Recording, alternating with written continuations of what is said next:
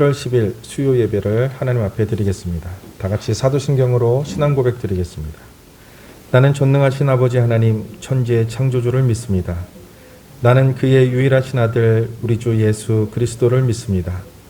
그는 성령으로 잉태되어 동정녀 마리아에게서 나시고 본디오 빌라도에게 고난을 받아 십자가에 못 박혀 죽으시고 장사된 지 사흘 만에 죽은 자 가운데서 다시 살아나셨으며 하늘에 오르시어 전능하신 아버지 하나님 우편에 앉아 계시다가 거기로부터 살아있는 자와 죽은 자를 심판하러 오십니다.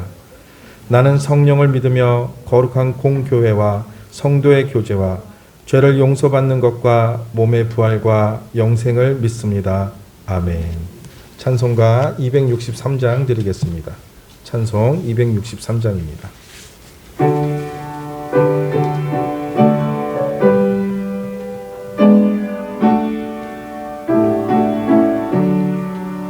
이 세상 엄하고 나 비록 약하나 늘 기도 힘쓰면 큰 권능 얻겠네. 주의 은혜로 대속받아서 피와 같이 붉은 죄 눈같이 희겠네. 주님의 권능은 한없이 크오니 돌 같은 내 마음 곧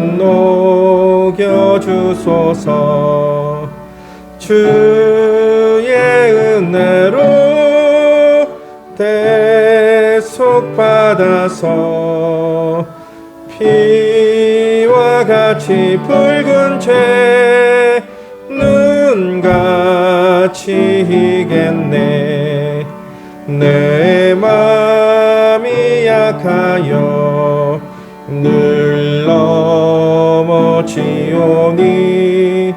주 예수 힘주사 굳세게 하소서.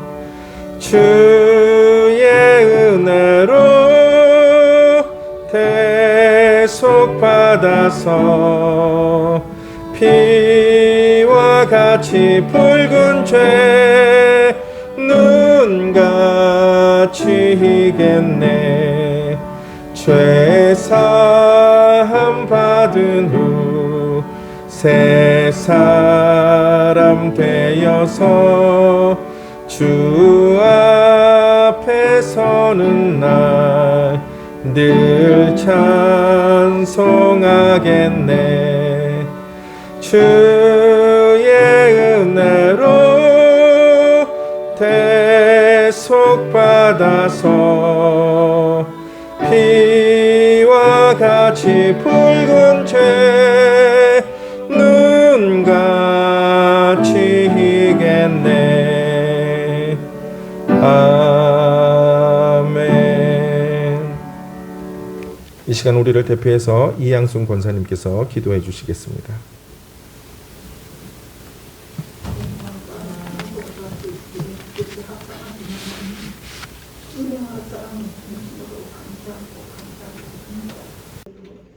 저희를 그대로 버려두지 아니하시고 날마다 함께 하시며 지키시며 은혜 베푸심을 주님 진심으로 감사하고 감사를 드립니다. 이 큰 은혜 이 사랑을 받고 살면서도 참으로 미련하고 어리석은 저희는 하나님의 사랑을 잘 알지도 못하고 깨닫지도 못하고 순종하지 못하고 살 때가 너무 많습니다. 참으로 어리석은 말을 하고 어리석은 생각을 하며 아버지를 슬프게 하고 얼마나 많은지고 주여 불쌍히 여기시고 용서하여 주시옵시고 날마다 깨닫는 마음을 주시사 하나님의 은혜를 깨닫게 하시고 사랑을 알게 하시고 우리 주님을 더 깊이 알아갈 수 있도록 은혜를 주시기를 간절히 기도하고 원하옵나이다. 하나님의 교회들을 지키시는 줄 믿습니다. 아버지 하나님 교회를 지켜주시옵소서. 교회에 하나님 어려운 일들이 생겨지지 않도록 주님이 주님의 교회를 지켜주시고 날마다 주님 안에서 부흥해가는 그런 교회가 될 수 있도록 하나님 교회를 지켜주시기를 간절히 기도하고 나옵나이다. 오늘도 목사님 말씀을 통하여서 하나님 저희의 심령이 더욱 새롭게 하시고 아버지께 더 가까이 나가는 그런 은혜가 있도록 아버지와 저희를 붙들어 주시옵소서. 말씀 전하시는 목사님 성령 충만하심으로 붙들어 주시옵소서. 질병 가운데 어려움 중에 있는 형제들을 주께서 돌보아 주시옵소서. 그들의 아픔과 고통을 돌보아 주시옵소서. 회복되도록 은혜를 베풀어 주시기를 간절히 기도하고 나옵나이다. 하나님 아버지 경제적으로 어렵다 하는 성도들에게도 은혜를 베풀어 주셔서 아버지 하나님 그 어려움들이 풀려지게 하시고 주님 앞에 우리가 간절히 기도할 때 그들의 기도에 응답하여 주시기를 간절히 기도하고 나옵나이다. 정말 우리 교회가 주님 안에서 아버지 서로 사랑하는 그러한 교회되고 아버지 서로를 위해서 기도하는 그러한 교회가 될 수 있도록 하나님 통상교회를 붙들어 주시옵소서. 정말 하나님이 맡기신 사명들을 잘 감당하고 나가는 그러한 하나님의 교회로 날마다 나아갈 수 있도록 주께서 은혜를 베풀어 주시기를 간절히 기도하고 나옵나이다. 아버지의 1년을 뒤돌아볼 때 너무도 참으로 부끄럽고 송구한 것 많습니다. 아버지 하나님 연말을 잘 마무리할 수 있도록 주께서 함께하여 주시옵소서. 우리 주님 이 밤에도 함께하여 주실 줄 믿사옵고 감사함을 예수님 이름으로 기도드리옵나이다. 아멘.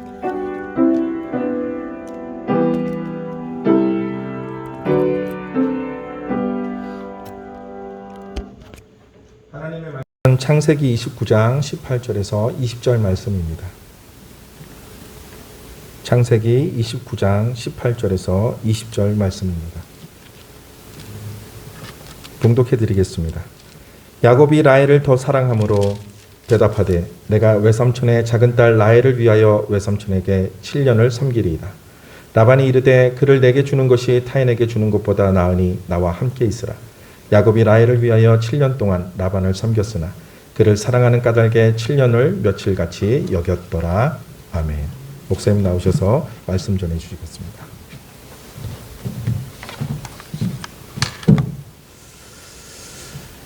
우리가 인생을 살다 보면 우연처럼 보이는 일들을 자주 겪게 되는데 우연히 길을 가다가 아는 사람을 만나게 되고 또 우연히 사업을 시작했는데 성공하기도 하고 또 우연히 고민하던 문제의 답을 찾기도 하고 세상을 살다 보면 참 우연히 해결되는 그런 일들을 우리가 자주 겪게 됩니다. 오늘 성경에 등장하는 야곱도 무작정 외삼촌이 살고 있다는 하란으로 가죠. 태어나서 지금까지 하란에 한 번도 가본 적 없고 태어나서 지금까지 한 번도 외삼촌을 만나본 적이 없습니다. 그런데 거기서 외삼촌 나반의 딸 라헬을 만나게 됩니다. 그래서 그는 힘들이지 않고 외삼촌을 만나게 되고 그곳에서 20년간 생활을 하게 되죠. 우리는 이 내용을 읽으면서 성경이 마치 소설처럼 느껴지게 됩니다. 아니 그 넓은 하란 땅에 전화가 있는 것도 아니고 핸드폰이 있는 것도 아니고 그 넓은 하란 땅에서 어떻게 이렇게 외삼촌을 쉽게 만난단 말이냐. 이렇게 될 가능성은 만분의 1도 안 되는 것 아니냐. 이렇게 의문을 제기할 수도 있을 것입니다. 그만큼 야곱이 외삼촌 라반을 만날 확률이 그만큼 적었던 거죠. 하지만 우리는 왜 야곱이 이렇게 순적하게 외삼촌을 만났는지 지난주에 우리가 함께 들었던 창세기 28장에서 답을 찾아볼 필요가 있는데 성도님들 28장을 보시면 외삼촌을 만나러 가던 야곱이 베델에서 잠이 들었는데 꿈에서 하나님을 만나게 되지 않습니까? 근데 창세기 28장 그 15절 말씀을 보면 꿈에 나타난 그 하나님께서 야곱에게 28장 15절 내가 너와 함께 있어 내가 어디로 가든지 너를 지키며 너를 이끌어 이 땅으로 돌아오게 할지라. 내가 내게 허락한 것을 다 이루기까지 너를 떠나지 않으리라 라고 그렇게 말씀을 하셨어요. 그러므로 야곱이 하란에서 외삼촌을 쉽게 만날 수 있었던 이유가 뭐죠? 밑줄을 하나 딱 긋는다고 하면 하나님께서 그와 함께 하셨기 때문, 하나님이 그와 함께 하셨기 때문이라는 거예요. 이처럼 하나님께서 우리와 함께 하신다는 것은 실제로 우리의 삶에 엄청난 복이 되는데, 성경을 보면 아브라함, 이삭, 야곱, 요셉 이 네 분의 공통점이 뭐냐면 하나님께서 그들과 함께 하셨다는 거잖아요. 그들과 하나님께서 함께 하심으로 그들은 고난을 이기고 큰 민족을 이루고 시대의 영웅으로서 바로 하나님께 바로 크게 쓰임을 받게 됩니다. 그러므로 우리는 날마다 기도해야 될 것이 뭐냐? 하나님, 저와 좀 함께 해주세요. 함께 해주세요. 하나님이 함께 해버리면 세상에 문제될 것이 아무것도 없는 것 아닙니까?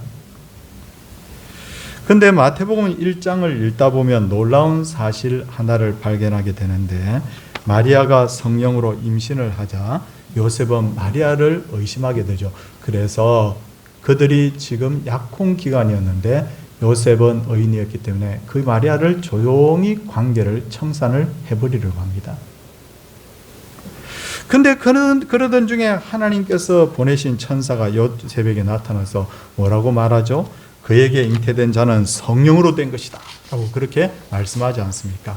그리고는 장차 아기가 태어날 텐데 그 아기의 이름은 예수인데 또 다른 이름이 뭐냐? 임마누엘이라 하라. 임마누엘이에요. 임마누엘의 뜻이 뭐냐면 마태복음 1장 23절을 보니까 이를 번역한 적 하나님이 우리와 함께 계시다라는 그런 뜻이라고 바로 해석이 되어 있습니다.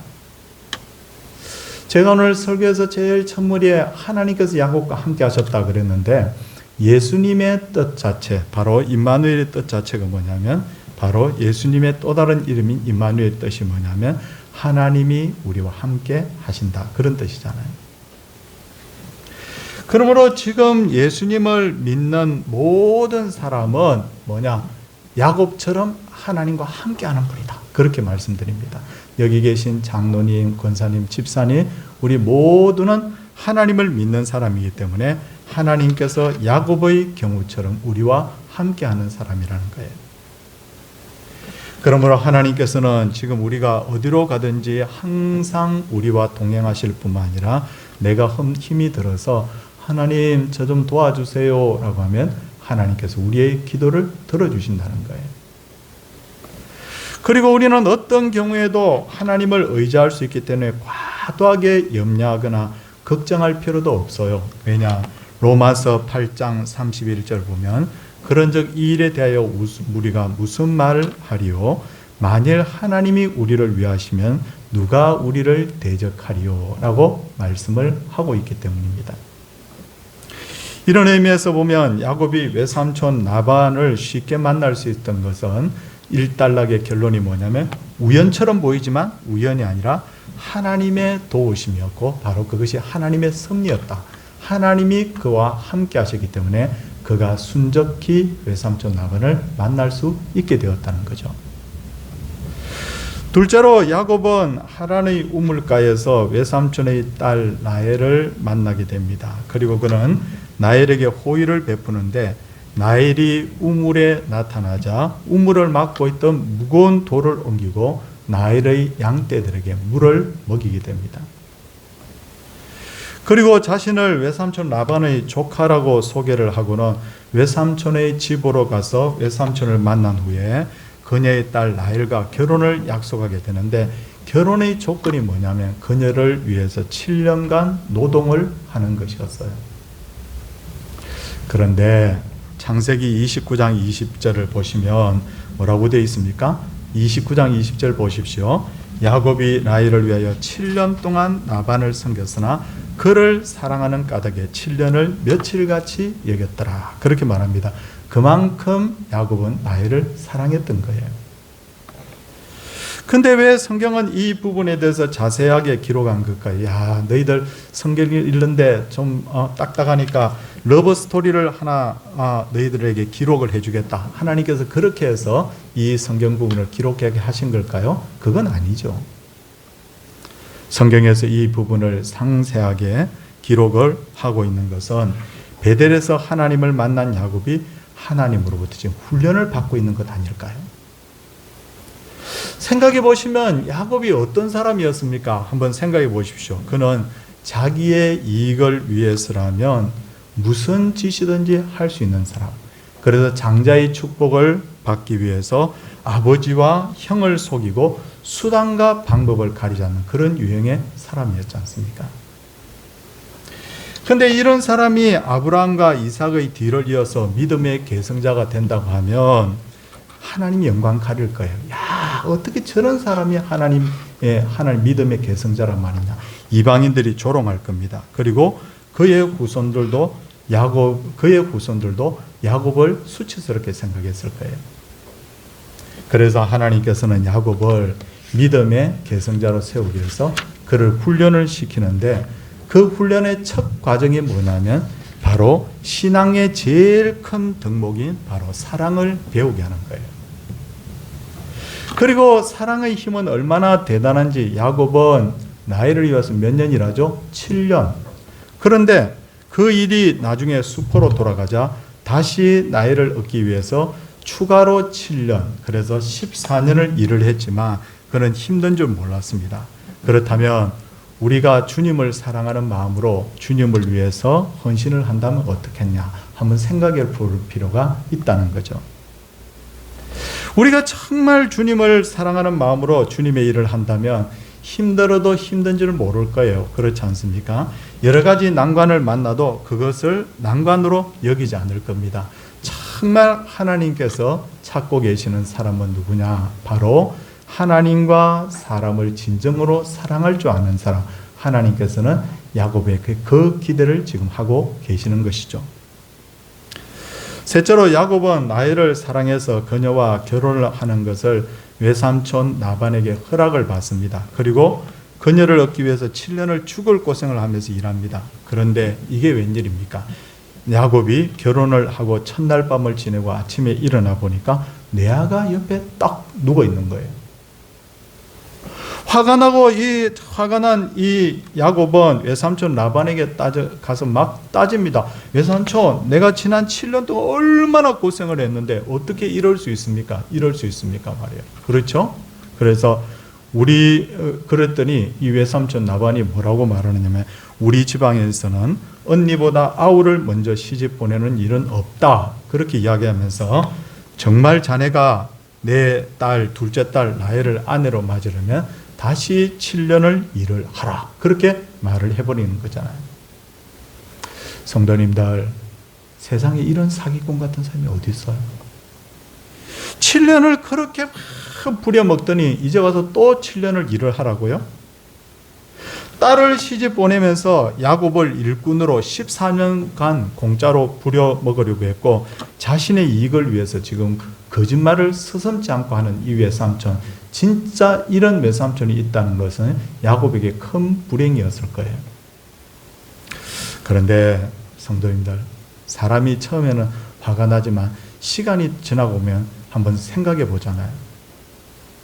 야곱은 아마 생각을 해봤을 거예요. 아니, 저렇게 외삼촌이라는 사람이 어떻게 저럴 수가 있단 말이냐. 막 화가 난 그 마음이 가라앉고 가만히 생각해 보니까 하나님이 나에게 왜 저 외삼촌을 만나게 했을까 생각해 보니까 야, 내가 꼭 외삼촌 닮았구나.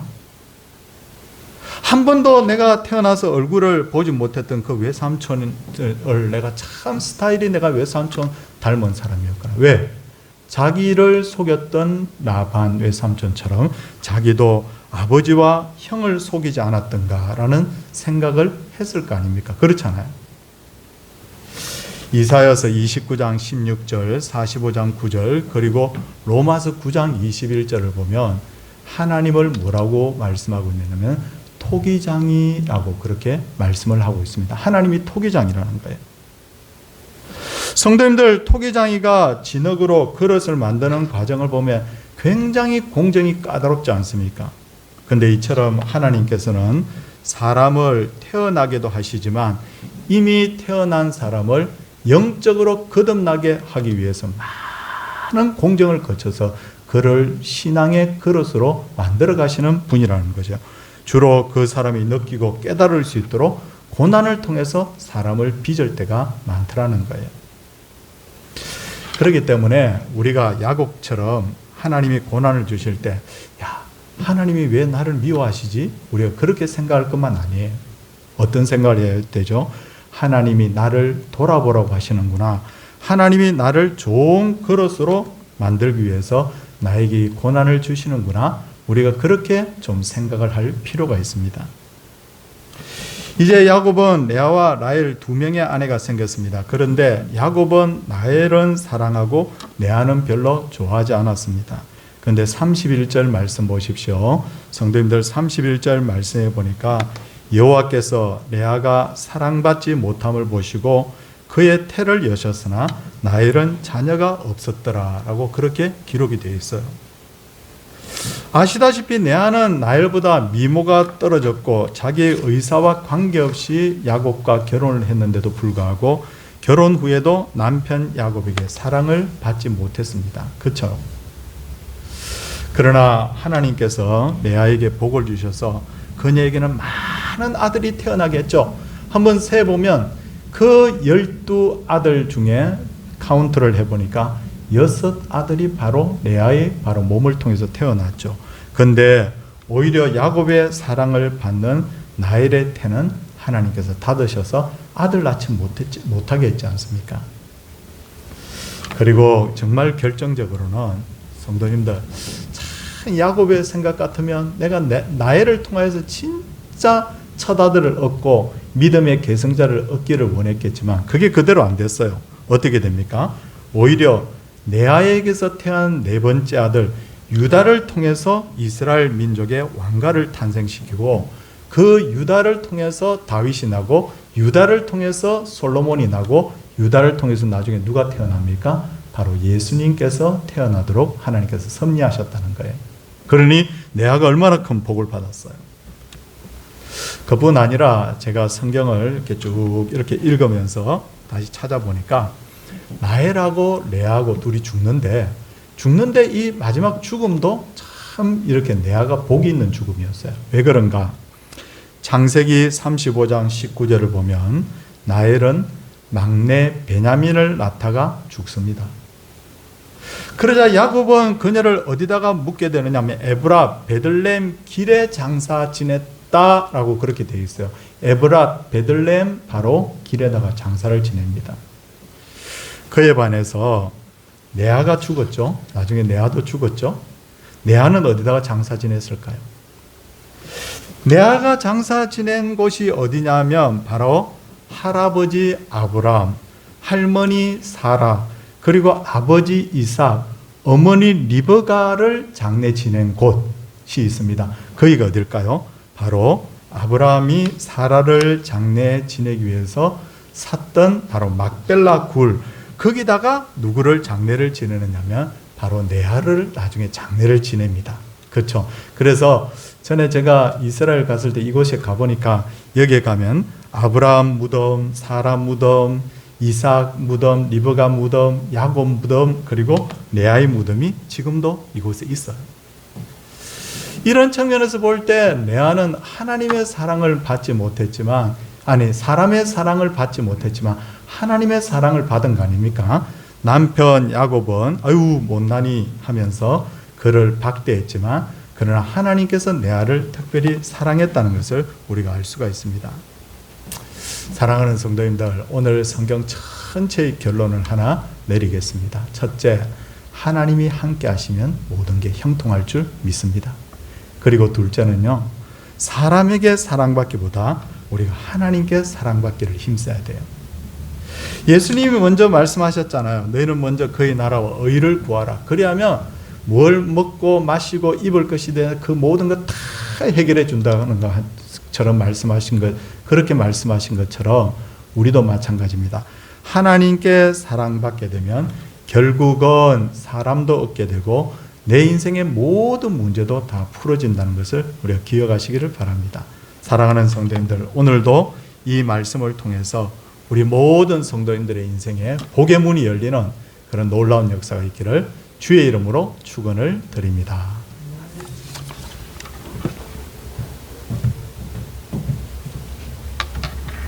찬송 321장 드리겠습니다. 찬송 후에 담임 목사님이 축도해 주시겠습니다.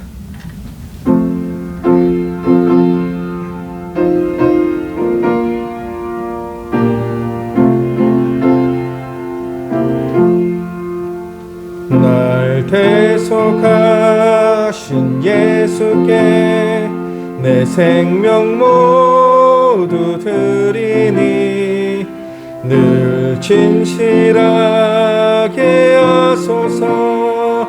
내 구주 예수여, 나 구주 위에 살리라. 내 기쁨 한량 없으리. 내 갈 길 인도하소서. 내 구주 예수여, 날 구원하신 예수를 일평생 의지하오니 날 영접하여 주소서. 내 구주 예수여, 나 구주 위에 살리라. 내 기쁨 한량 없으리. 내 갈 길 인도하소서. 내 구주 예수여, 주 십자가에 달리사 날 자유하게 했으니 내 몸과 마음을 주 위에 다 쓰게 하소서.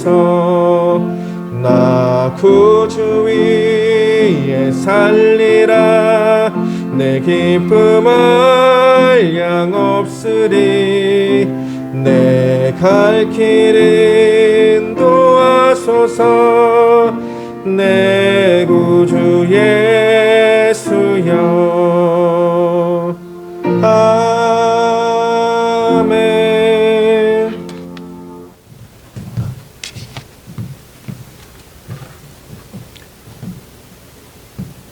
오늘도 거짓말장이 참 형편없었던 야곱을 하나님의 손으로 빚어가시는 것을 보게 됩니다. 그에게 신앙인의 덕목 하나하나를 20년의 연단 기간을 통해서 갖추게 하시고 마침내 아브라함과 이삭의 뒤를 이은 믿음의 계승자로 삼으셨던 주님, 우리에게도 고난 주심은 우리를 미워하심이 아니라 하나님의 믿음의 그릇으로 빚고자 함인 줄 믿습니다. 내아의 삶을 또한 보며 우리가 하나님께 사랑받는 자와 사람에게 사랑받는 자의 차이를 보게 됩니다. 양편의 남편의 사랑을 받지 못하였고 아버지로부터도 별로 인정받지 못한 레아였지만 하나님의 사랑받음으로 그가 믿음의 귀한 계승자 되었음을 기억합니다. 하나님, 우리도 철저하게 하나님 중심의 삶을 살게 하여 주시고 먹든지 마시든지 무엇을 하든지 하나님의 영광을 위해서 하게 하여 주시옵소서. 환우들을 주여 기억하여 주시옵시고 그 가족들을 기억하여 주시고 우리의 자녀들이 철저하게 또한 믿음의 계승자들이 될 수 있도록 주여 그들에게 믿음 다하여 주시옵소서. 주 예수 그리스도의 은혜와 하나님의 사랑과 성령의 감화 교통하심 역사가 하나님의 백성들 위에 이제로부터 영원토록 함께 있을지어다. 아멘.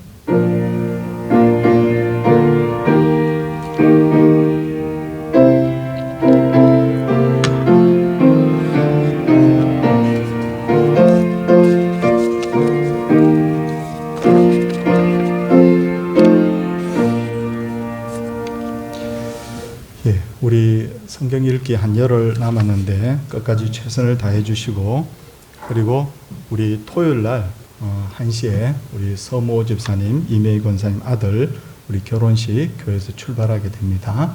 오셔서 함께 축하해 주시기 바랍니다. 옆에 분들과 이제 인사하도록 하겠습니다.